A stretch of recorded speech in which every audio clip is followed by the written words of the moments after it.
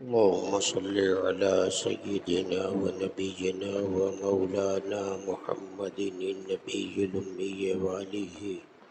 وأصحابه وبارك وسلم. اللهم افتح علي فتوح العارفين بحكمتك وانشر علي رحمتك وذكرني ما نسيت يا ذا الجلال والإكرام. صلى الله تعالى على خير خلقه سيدنا محمد وآله وأصحابه أجمعين برحمتك يا أرحم الراحمين. نحمده ونصلي ونسلم على حبيبه الكريم، أما بعد، فأعوذ بالله من الشيطان الرجيم. بسم الله الرحمن الرحيم. يا أيها الذين آمنوا اتقوا الله وكونوا مع الصادقين. آمنت بالله صدق الله مولانا العظيم وصدق رسوله النبي الكريم، ونحن على ذلك لمن الشاهدين والشاكرين والحمد لله رب العالمين.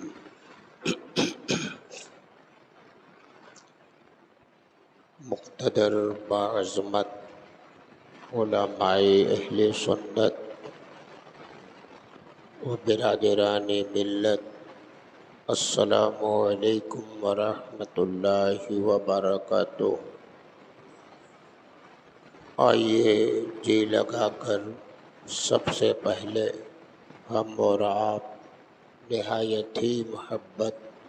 اور انتہائی عقیدت کے ساتھ آفتاب رسالت، ماہتاب نبوت، شمع بزم ہدایت، نو بہار شفاعت، نو شہ بزم جنت، شافع امت، فرش کی زیب و زینت،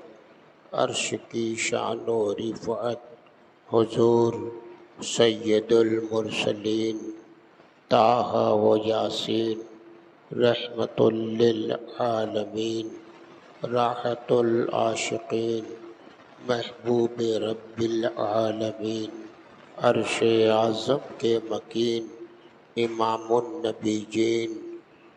سرور کائنات، فخر موجودات، صاحب کمالات، مخزن معجزات، جامع الصفات، سرکار احمد مجتبیٰ محمد مصطفیٰ علیہ تحیۃ و ثنا کی بارگاہ بے کس پناہ میں جھوم کر بآواز بلند درود و سلام کا نذرانہ پیش کریں اور سب مل کر پڑھیں. اللہ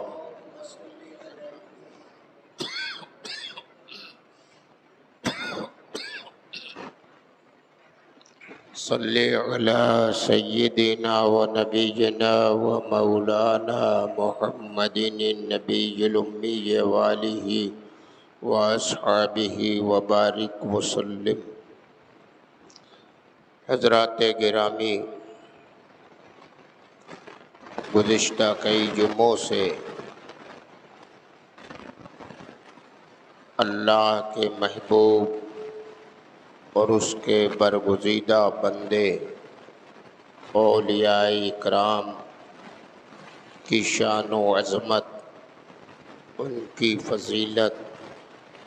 ان کی کرامت، ان کی تعلیم و تربیت، ان کی زندگی کے پاکیزہ حالات کے تعلق سے گفتگو کا سلسلہ جاری ہے، اور ان سارے اولیاء اکرام میں مناسبت کے لحاظ سے بنارس کی سرزمین پر اللہ کا فضل اور اس کا کرم کہ اپنے ایک محبوب کو شہر بنارس میں بھی اس نے اتارا، اور کیسی شان والے، کیسی عظمت، کیسی رفعت، کیسا مقام، کیسے درجات کی بلندی اللہ نے اپنے اس محبوب کو عطا فرمائی کہ بس ہم اور آپ اپنی قسمت پر ناز کریں کہ میرے مولا کا کرم ہے، جہاں اس نے جس جس پر کرم کیا ان کے درمیان اپنے محبوبوں کو نازل کر دیا، اور پھر ان کے فیض و کرم سے حالات کو اچھا بنا دیا، ماحول کو پاکیزہ بنا دیا،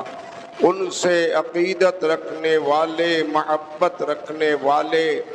ان سے ان کی بارگاہ کا ادب رکھنے والوں کو اللہ نے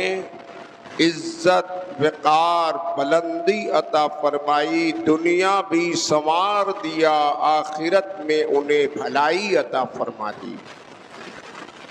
اولیاء اکرام بکثرت ہے، بے شمار ہے، یہ سلسلہ جاری ہے اور قیامت تک جاری رہے گا کہ ایک سے ایک اولیاء اللہ روئے زمین پر آئے اور آتے رہیں گے۔ انہی سارے اولیاء اکرام میں قاسم نور ہدایت، فیض بخش بصیرت و بصارت، آفتاب ولایت، ماہتاب کرامت، سرچشمہ روحانیت و علم و حکمت، سراج الاولیاء، تاج الاصفیاء، حضور سیدنا قطب بنارس مولانا شاہ عبد الحمید قبلہ فریدی فاروقی کی ذات ستودہ صفات ہے۔ حضور قطب بنارس کو اللہ نے کتنا کمال اور رفعت، درجات کی بلندی عطا فرمائی ہے۔ آپ حضرات نے سنا ہے بچپن میں آپ کو، بچپن کے عالم میں آپ کو اللہ نے جنت کی سیر کرا دی، اور یہ وہ قطب بنارس ہیں جو بنارس کی دھرتی پر تشریف لائے۔ اولیاء اللہ سے محبت کیجئے گا، مشکل آسان ہو جائے گی، پریشانیوں سے نجات مل جائے گی، الجھنیں کافور ہو جائیں گی، ایمان کو جلا ملے گی، روحانیت کو تازگی ملے گی، عشق مصطفیٰ کا چراغ سینوں میں روشن ہو جائے گا، دنیا سنور جائے گی، آخرت نکھر جائے گی۔ سیدنا حضور قطب بنارس، بنارس کی دھرتی پر منصب قطبیت پر فائز ہو کر آپ تشریف لائے، اور پھر آپ نے بنارس کی دھرتی پر عشق و عرفان کا چراغ جلایا، اہل سنت و جماعت کے مسلک پر قائم رہنے کی تلقین فرمائی، بدعقیدوں سے، بدتمیزوں سے، گستاخوں سے دور رہنے کی تعلیم فرمائی، عقیدہ بھی سنوارا، نظریہ بھی سنوارا، اعتقاد بھی سنوارا، عمل کی دعوت بھی دیا، گمراہوں کو ہدایت دیا، ادنا کو اعلیٰ بنایا، چھوٹے کو بڑا بنایا، ذرے کو آفتاب بنایا، قطرے کو دریا بنایا۔ جس نے جو جو دربار میں آ کر سوال کیا، میرے قطب بنارس نے نہیں فرمایا، بلکہ مانگنے والے کو مانگنے سے سوا عطا فرما دیا۔ بڑی شان کے مالک ہیں۔ آپ کے حالات میں آتا ہے سیدنا حضور قطب بنارس کیسی روحانیت کے شہنشاہ ہیں۔ مدن پورہ میں آپ کا قیام رہا، مدن پورہ کے لوگوں نے آگے بڑھ کر آپ کا خیر مقدم کیا۔ مدن پورہ کی ہٹیا کی مسجد جہانگیری مسجد میں آپ امامت فرماتے، عیدین کی نماز، جمعہ کی نماز اور ماہ رمضان میں آپ تراویح کی نماز اس مسجد میں پڑھاتے۔ اللہ اللہ، سیدنا حضور قطب بنارس حافظ قرآن ایسے کہ آپ نے سنا کہ چھوٹے ننھے بچے ہیں، 6-7 سال کی عمر شریفہ ہے، اس عالم میں بھی پانی پت کے لوگ اپنے کاندھوں پر بٹھا کر لے جاتے اور قطب بنارس سے قرآن سنتے، پھر لا کر پہنچا دیتے۔ یہ شان، یہ عظمت کہ جہانگیری مسجد ہٹیا مدن پورہ میں آپ نماز تراویح پڑھاتے، اور نماز تراویح جب آپ پڑھاتے تو آپ کی اقتداء میں پڑھنے والے چند لوگ نہیں بلکہ کثرت کا مجمع ہوتا، پبلک بے شمار ہوتی، پوری مسجد بھری ہوتی، اور مسجد کے تینوں سمتوں میں سارے لوگ بھرے ہوتے۔ راستے میں صحن کے باہر دائیں بائیں اور اس کے بعد جو تینوں طرف مکانات ہیں ان سارے مکانات میں لوگ بھرے ہوتے، بکثرت مجمع ہوتا، قطب بنارس نماز تراویح پڑھاتے۔ اللہ اللہ، کیا شان ہے قطب بنارس کی۔ وہ دور مائک کا نہیں، لاؤڈ اسپیکر کا نہیں، آج تو رواج ہو گیا ہے، نمازوں میں لاؤڈ اسپیکر کا لوگ استعمال کر رہے ہیں۔ حفاظ قرآن بھی سناتے ہیں تراویح میں تو لاؤڈ اسپیکر لگا کر سناتے ہیں، لیکن میرے قطب بنارس کا وہ دور ہے جو لاؤڈ اسپیکر کا نہیں، لاؤڈ اسپیکر پر بھروسہ نہیں رکھتے، عبادت خدا کی کر رہے ہوتے ہیں، اپنی آواز سب کو پہنچانے کا خیال نہیں ہے، لیکن اللہ تعالیٰ نے اپنے فضل و کرم سے میرے قطب بنارس کی زبان میں وہ تازگی، وہ بلندی، وہ چاشنی عطا فرمائی کہ آپ مسجد جہانگیری ہٹیا کے مصلی امامت پر ہوتے، نماز تراویح پڑھا رہے ہوتے، بکثرت لوگ ہوتے، اس کثیر تعداد میں ہزاروں کا مجمع ہوتا، لیکن قطب بنارس مصلی امامت پر کھڑے ہو کر قرآن سناتے تو اس کی آواز جیسے آگے والے سنتے ویسے ہی پیچھے والوں کو بھی سنتے، ویسے ہی دائیں والے بائیں والے مکانوں میں جو لوگ صفیں لگائے ہوتے سب کو قطب بنارس کی آواز یکساں ملا کرتی تھی۔ یہ شان، یہ رتبہ، یہ مقام آج ہم لوگ بھی پڑھتے ہیں، پڑھاتے ہیں، حفاظ بھی پڑھتے ہیں۔ 2 صف 3 صف سے زیادہ لوگوں کی آواز امام کی لوگوں تک نہیں پہنچ پاتی، لیکن قطب بنارس کی آواز میں وہ تاثیر خدا نے بخشی کہ پڑھ رہے ہیں آپ مصلی امامت پر، اور آواز مسجد کے باہر راستے میں صف لگانے والے، مکانوں میں صف لگانے والوں کو بھی آپ کی آواز بھرپور مل رہی ہے، سب قرآن سن رہے ہیں، اسی عقیدت کے انداز میں اللہ کی عبادت کر رہے ہیں۔ یہ شان، ایک صاحب کہنے لگے یہ بات بھلا ماننے کی ہے، یہ کیسے ہو سکتا ہے ایک آدمی مصلی امامت پہ پڑھے اور اس کی آواز اتنی دور تک پہنچے؟ تو میں نے کہا آپ تعجب مت کیجئے، حیرانی کا اظہار مت کیجئے، انکار مت کیجئے، یہ اللہ کی عطا کردہ طاقت ہے، یہ قطب بنارس کی روحانیت ہے، اور اسی کو کرامت کہتے ہیں جو عقل انسانی کو عاجز اور لاچار کر دے۔ عقل انسانی تو نہیں مانے گی، لیکن کرامت وہی ہوتی ہے کہ پھر بھی آدمی کو سرے تسلیم خم کرنا پڑے گا۔ آپ قطب بنارس کے آواز پر تعجب کا اظہار کر رہے ہو، میرے سرکار شیخ محی الدین عبد القادر جیلانی سرکار غوث اعظم جامع مسجد بغداد میں خطاب فرمانے کھڑے ہوتے، 70 ہزار کا مجمع ہوتا، ایسے کثیر مجمع میں غوث اعظم کا خطاب ہوتا، آواز جیسے آگے والے سنتے ویسے ہی پیچھے والے سنتے، جیسے داہنے والے سنتے ویسے ہی بائیں والے سنتے۔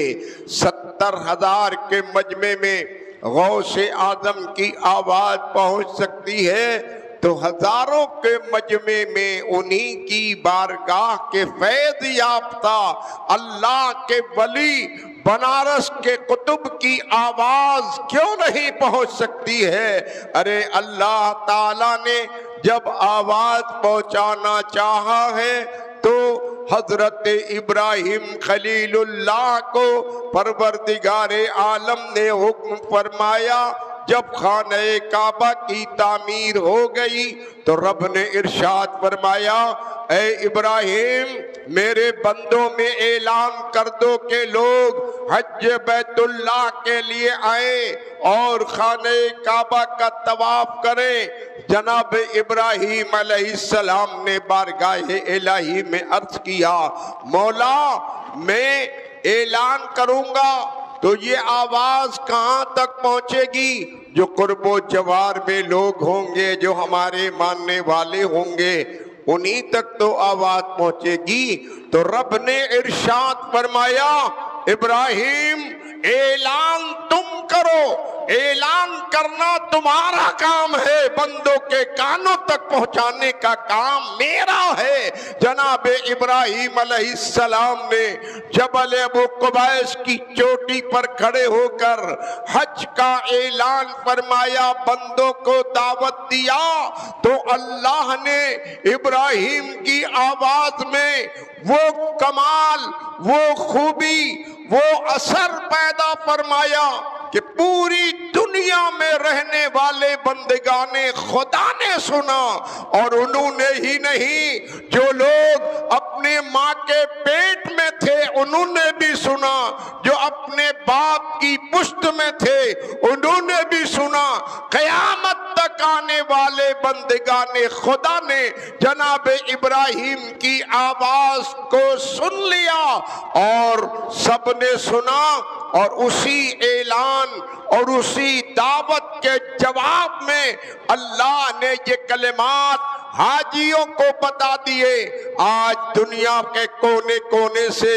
جتنے لوگ حج بیت اللہ کے لیے جاتے ہیں ان کا ایک ہی ترانہ ہوتا ہے، لبیک اللہم لبیک، لبیک لا شریک لک لبیک، ان الحمد والنعمت لک والملک لا شریک لک۔ یہ کلمات کیسے ہیں؟ یہ جناب ابراہیم کی دعوت کا جواب ہے۔ اے ابراہیم آپ نے بلایا ہے، آپ کی آواز پہ ہم لبیک کہتے ہیں۔ اللہ تعالیٰ نے چاہا تو جناب ابراہیم کی آواز کو پوری دنیا میں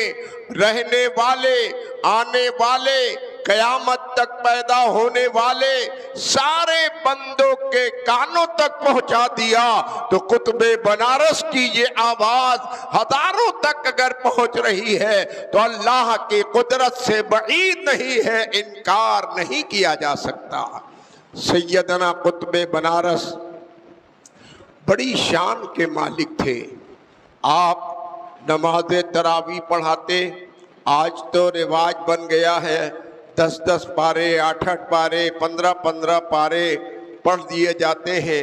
اور اس میں کھلواڑ بازیاں، تماشے بازیاں، پنچایت میٹنگ بہت طرح کی پبلک میں لوگ ہیں، کرتے رہتے ہیں۔ جب امام اپنا اللہ اکبر کہہ کے رکوع میں جاتا ہے تو جلدی جلدی لوگ آتے ہیں، تکبیر تحریمہ کہتے ہیں۔ لیکن قطب بنارس نماز تراویح جو پڑھاتے تو پارے 10 پارے 20 پارے 15 پارے نہیں پڑھاتے، آپ 1 پارہ یا 1.25 پارہ پڑھاتے، اور قدرت اور روحانیت اور کرامت کا عالم یہ ہوتا کہ جب 4 رکعت نماز پوری ہوتی، تراویح میں جو بیٹھنے کا طریقہ ہے اس تراویح کے اوقات میں جتنا قرآن 4 رکعت میں آپ نے پڑھا ہوتا، اس تراویح کے وقت میں آپ کھڑے ہو جاتے، اس ساری آیتوں کا ترجمہ اور اس کی تفسیر بیان فرماتے، پھر 4 رکعت پڑھتے، پھر جتنا پورا ہوتا اس کا ترجمہ اس کی تفسیر بیان کرتے۔ اس طور پر نماز تراویح آپ ادا کراتے، پڑھاتے، قرآن سناتے، ترجمہ مفہوم بتاتے، تفسیر بیان فرماتے، اور وقت بھی اتنا ہی لگتا جتنا عام مسجدوں میں ائمہ لگاتے، وقت بھی زیادہ نہ ہوتا۔ یہ آپ کی کرامت تھی، ایسی شان سے نماز تراویح آپ پڑھایا کرتے۔ سیدنا حضور قطب بنارس بڑی شان کے مالک ہیں۔ اللہ والوں کو اللہ نے کتنی قدرتیں، طاقتیں دی ہیں۔ آپ نے بہت سی کتابیں تصنیف فرمائیں، ان میں ایک شہادت نامہ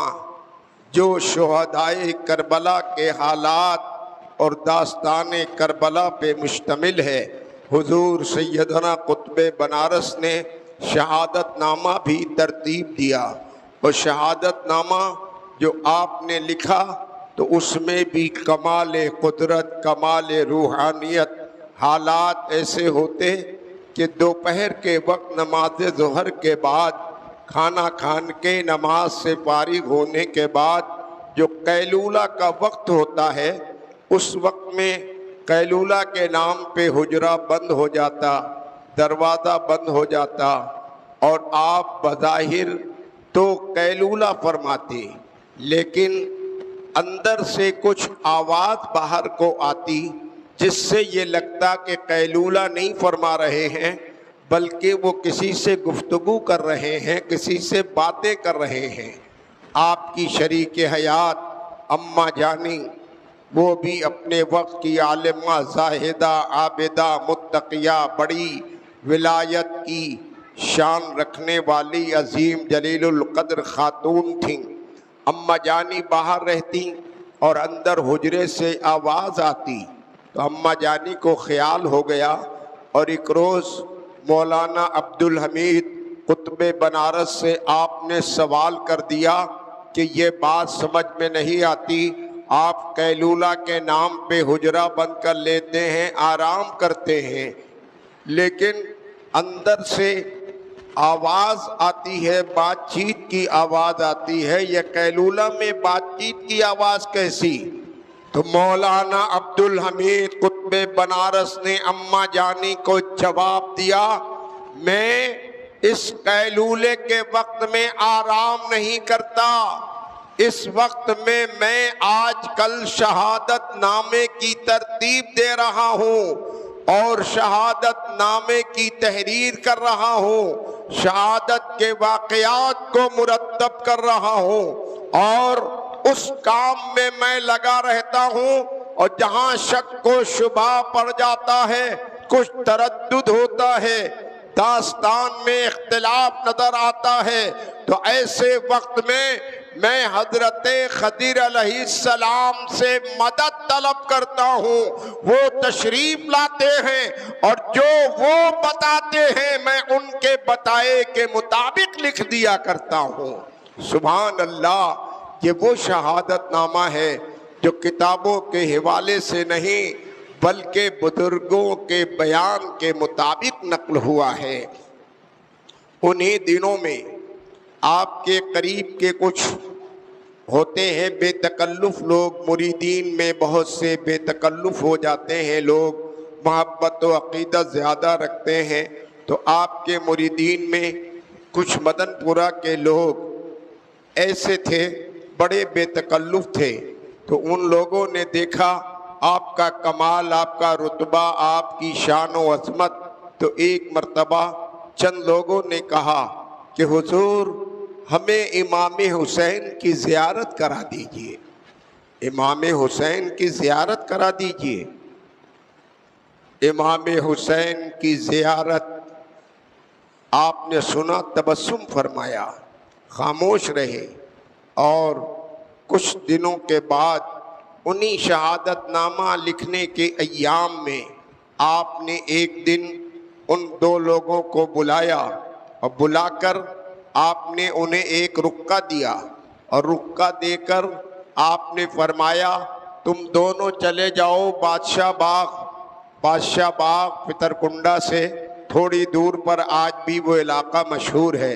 بادشاہ باغ میں چلے جاؤ، وہاں پر کھڑے رہنا، دو نقاب پوش کی آمد ہوگی، گھوڑے پہ سوار ہوں گے، نقاب پوش آئیں گے، وہ جب آئیں تو تم لوگ ادب کے ساتھ اپنی نگاہیں نیچی رکھنا، ادب کے ساتھ یہ رکہ دے دینا، وہ اس کا جواب دیں گے، جو جواب دیں گے وہ لے کر تم لوگ واپس چلے آنا۔ یہ دونوں لوگ گئے، بادشاہ باغ پہنچے، انتظار میں کھڑے رہے کہ اچانک دو سواریوں کی آمد ہو گئی۔ نقاب پوش وہ لوگ تھے